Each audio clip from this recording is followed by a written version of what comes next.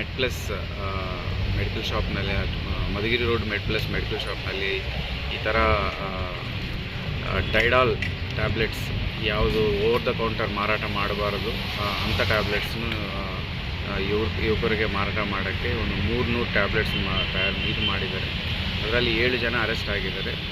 So ಒಂದು tablet actual prescription ಪ್ರಕಾರ ಒಂದು 40 ರೂಪೀಸ್ ಇತ್ತು.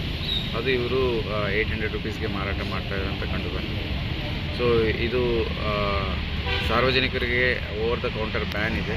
ಸೊ ಅಂಥ ಟ್ಯಾಬ್ಲೆಟ್ಸ್ನ ಇವರು ಹುಡುಗರಿಗೆ ನಶೆ ಮಾಡೋಕ್ಕೆ ಮಾರಾಟ ಮಾಡ್ತಾ ಇರೋದು ಕಂಡು ಬಂದಿದೆ.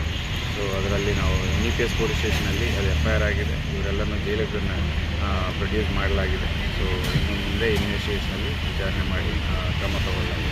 ಸರ್, ಎಲ್ಲೆಲ್ಲಿ ಮಾರಾಟ ಮಾಡ್ತಾಯಿದ್ರು, ಎಷ್ಟು ದಿನದಿಂದ ಮಾರಾಟ ಮಾಡ್ತಾಯಿದ್ರು ಸರ್?